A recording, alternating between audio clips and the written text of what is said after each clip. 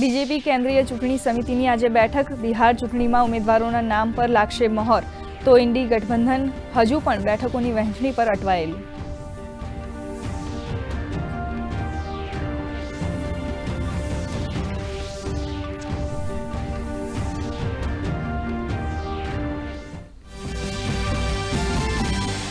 તહેવારો નિમિત્તે દિલ્હી પોલીસે કર્યું સઘન પેટ્રોલિંગ।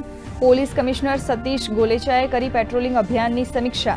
તમામ રેન્કના પોલીસ અધિકારીઓ જોડાયા અભિયાનમાં।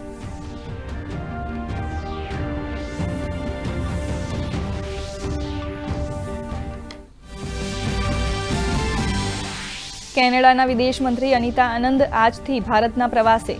વિદેશ મંત્રી ડોક્ટર જયશંકર અને વાણિજ્ય મંત્રી પિયુષ ગોયલ સાથે કરશે સુરક્ષા, વ્યાપાર અને ઉર્જા સાથે જોડાયેલા વિષયો પર ચર્ચા।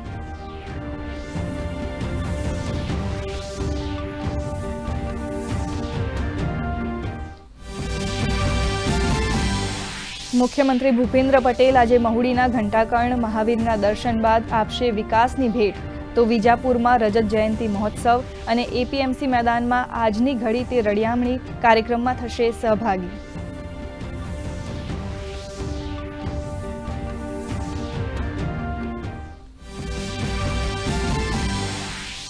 ગીર સોમનાથના કોડીનારમાં વોકલ ફોર લોકલની નેમ સાથે સ્વદેશી મેળાનું આયોજન।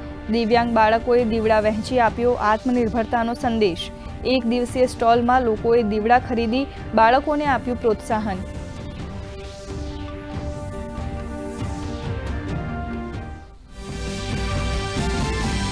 શટડાઉન વચ્ચે આવતા અઠવાડિયા સુધીમાં અમેરિકી સૈનિકોને અપાશે વેતન। ટ્રમ્પે પેન્ટાગોનને ઉપલબ્ધ તમામ ભંડોળનો ઉપયોગ કરવા આપ્યો આદેશ।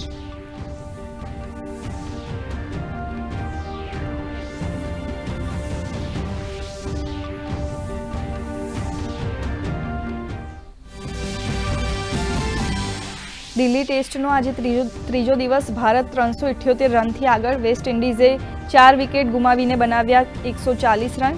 હાલ ભારતીય ટીમ મજબૂત સ્થિતિમાં।